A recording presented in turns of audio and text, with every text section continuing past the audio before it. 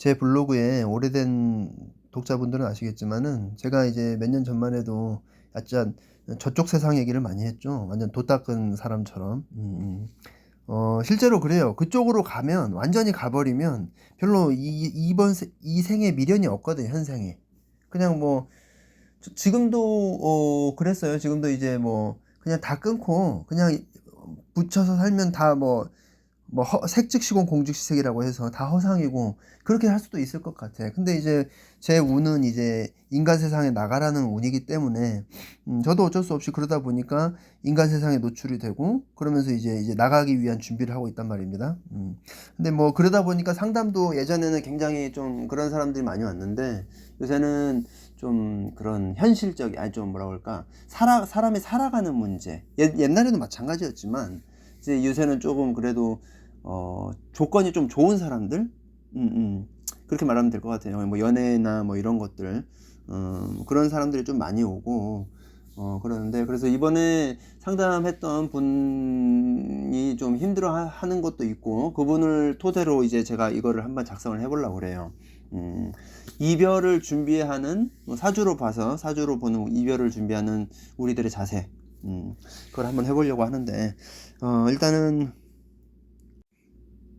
제 내담자분이 이번에 힘들 사건이 좀 발생을 했는데 이제 남자친구가 좀 바람? 외도? 뭐 그쪽은 아니지만 약간 그런 배신감이 일어나는 그런 일이었었는데 그렇게 보면은 우리가 뭐 배우자나 뭐 이런 조건에 있어서 봤을 때 진짜 돈 많은 고아를 원한다. 뭐 이런 말이 있잖아요. 그게 돈 많은 사람 만나서 또 사람도 좋고 모든 게 다 좋아. 거기가 다 고아야. 그럼 너무 좋겠죠. 근데 그것도 정해져 있는 거거든. 사람이 다 가질 수는 없는 거고, 뭐, 물론 이제 그렇게 행복하고 좀 잘 살고 경제적으로 좋고 하고 잘 살면 좋겠지만은, 그것도 역시, 그 사람이 그렇게 부러워볼 수도 있겠지만은, 참, 아까 전에 말했던 제 관점에서 그냥 다 미련을 전부 다 끊어버리고 버려버리면 별로 그 의미가 없는 거거든요. 그러니까 힘든 것도 하나의 어떤 특권이거든. 근데 이렇게 말하면 좀 못 알아들으니까 뭐 저도 마찬가지고 저도 뭐 힘들 때는 뭐 그런 게 있습니까. 근데 이제 우리가 이별을 할 때 어떤 자세를 가져야 할까? 그러니까 사람마다 다 아까 전에 말한 대로 그 좋은 조건이면 좋겠지만은 누구나 이별은 힘들잖아요. 그죠? 그리고 뭐 내가 원하는 것처럼 뭐 이렇게 연애나 결혼이나 이런 게 쉬운 게 아니잖아요. 그죠? 사람이 뭐 살다 보면 뭐 잘못해서 이혼할 수도 있고, 뭐 남자친구한테 뭐 배신감이나 뭐 그런 것도 느낄 수도 있고, 그죠? 그냥 뭐 제 예를 들어 보면 이제 이 내담자분은 저번에도 얘기했지만은 그 남자친구가 바람이 좀 잘 나는 그런 사주란 말이에요. 근데 이제 반드시 모두가 그런 건 아니겠지. 근데 이제 이분이 공부를 해서 이 남자는 굉장히 바람직한 남자구나라고 해서 사주를 딱 보니까 그렇게 해서 굳게 믿었단 말이야. 굳게 믿었는데 그 사람마저 이제 나한테 배신감을 주는 행위를 했죠. 거기서 타격이 너무 큰 거야. 근데 우리는 내 운을 볼 필요가 있거든요. 이 분이 올해 재생살 운이었단 말이야. 물론 이제 뭐 그냥 그런 배신감이 아니었어도 뭐 힘들 수도 있겠지만은 내가 힘들려고 하면은 어떻게든 힘든 사건이 발생을 해요. 근데 이제 차라리 그게 낫지 않을까? 나는 그런 생각도 들어요. 예를 들어서 뭐 재생살이면은 남자친구한테 그런 일로 좀 힘든 게 낫지. 나는 그렇거든. 제 얘기를 하면은, 저는 그때도 얘기했지만은, 제가 전부 다 길신이에요. 사주가. 길신인데, 지장간으로 편관이 너무 많아. 그것도 잡기야, 토. 편관이 너무 많아가지고, 어떻게, 제가 이제 을축인데, 항상 보면은 편관을 만나요, 편관. 신유일주. 아니면 뭐, 아무리 좋아도 지지로 기유일주, 지지로 유금 깔고 있거나, 그러면은, 힘들거든, 정말. 그래서 저도 이제, 이 내담자분이랑 통화하면서 아 나도 진짜 왜 이럴까 그 생각을 했는데 또 신유일주에 만약에 뭐 예를 들어서 그 제가 이제 똑같은 사례를 계속 똑같이 경험을 하는데 신유일주인데 귀문을 걸렸어. 귀문이 좀 있어요. 귀문발이 있고 좀 그래. 그러면은 내가 이제 이 사람이랑 뭐 또 연애를 한다고 치면 내가 그 귀문 굴에 들어가야 하거든. 귀문 굴에 들어가면은 제가 이제 축술미니까 귀문을 풀어줘야 하는 사람인데 어쩔 수 없이 이 사람과 긴밀한 관계가 되려면은 그 귀문 속으로 들어가야 돼요. 아니 물론 풀어주는 것도 있지. 내가 이제 뭐 그 사람이 뭐 다른 어떤 그런 원진스러운 일들 있으면은 제가 이제 풀어주려고 하는 것도 있죠. 그거 실제로 뭐 그렇게 해서 뭐 위로를 한다거나 제가 그런 건 하겠죠. 근데 어쨌든 이 사람만의 사고방식이 있단 말이에요. 그 사고방식에 내가 이제 들어가서 상대방이 원하는 걸 해야 할 거 아니에요.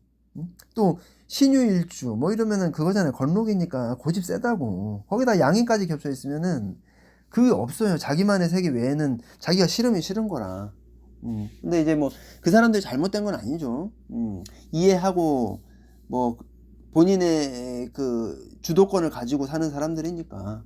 그래서 뭐 제 딴에는 이렇게 좀 굽히고 들어간다고 생각을 해요.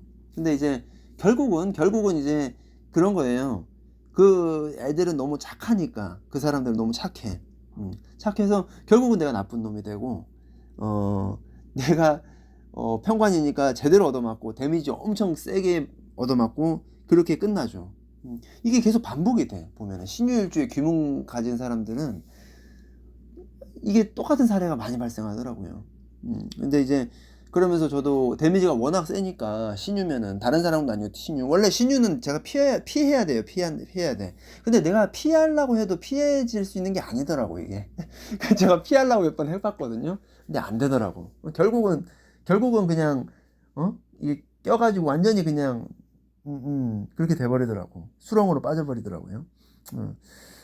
어쨌든 데미지가 워낙 크기도 하고 뭐 저도 뭐 또한 마찬가지지만 세상에 뭐 이별 안 힘든 사람 어디 있겠어요, 그죠? 근데 내가 아까도 말했지만 어차피 힘들 운이면 저도 재생사할 때 한번 얻어맞아가지고 그냥 그 옛날에 아주 한 오래전인데 얻어맞아가지고 그냥 반병신이 된 적이 있었는데 근데 지금 생각해 보면은 어차피 재생살 운에 저도 맞은 건데 재생살 운에 차라리 돈 재산 날릴 바에야 뭐 물론 그 상황에는 너무 힘들지만은 그 날릴 바에야 그게 낫지 않는가.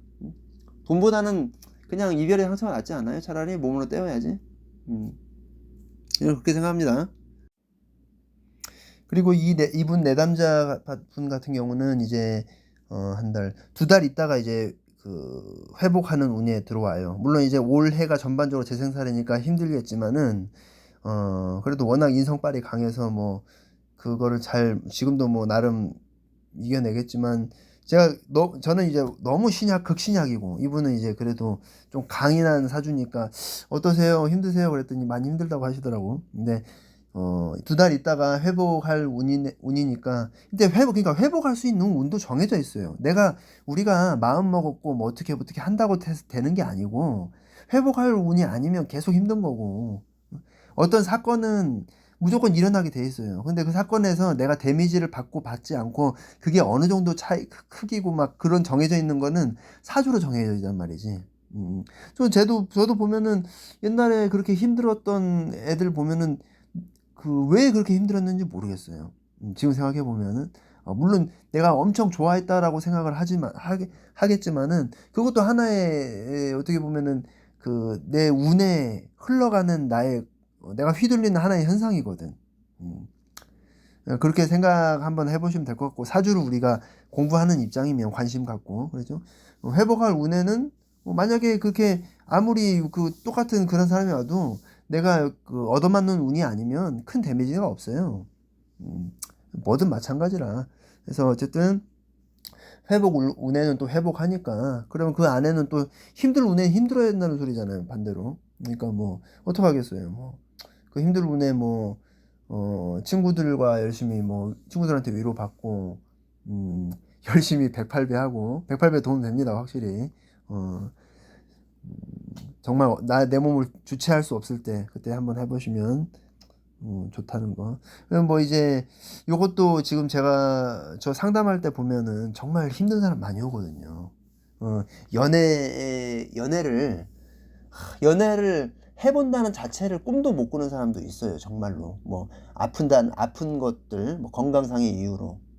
우리도 신체가 건강하니까 연애를 하는 거잖아요. 그죠? 그러니까 물론 이런 것도 그 당시에는 뭐 큰 도움이 안 되겠죠. 이런 말들도. 근데 이제 어느 정도 내가 정신을 추스르고 뭐 한 달 정도 후에는 이제 이런 마음을 갖고 먹고, 그리고 뭐, 헤어질 운이니까 또 헤어지는 거고, 뭐 그 사람이 나에게 배신감을 줬다면은 그 사람은 아닌 거거든. 인성적으로 아닌 거란 말이야. 어쨌든 사주가 좋든 안 좋든. 그러니까 그렇게 좀 생각하고 뭐 그래, 좋은 사람 만나려고 그런가 보다, 그런 생각을 하시고, 또 연애라는 것도 우리가 사치라는 것도 항상 생각하고, 그 이별의 아픔도 감사할 줄 아는 그런 자세를 취하지 않겠습니까? 그죠?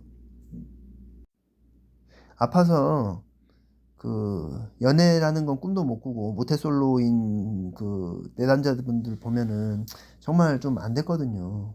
그러니까 요거에 대해서 뭐 감사하게 생각하고, 또 우리가 예를 들어서 뭐 한국 아니고 저기 북한에서 태어났으면 뭐 동무 뭐 이럴 수도 없잖아. 뭐 이렇게 연애할 수도 그렇고, 물론 뭐 거기도 하긴 하겠지만은 뭐 시리아 이런 데서는 그냥 폭탄 언제 떨어지나 그러는 건데, 우리가 이렇게 힘들어 있는데 갑자기 막 어디서 미사일 날라오고 전쟁 났어, 한국에서.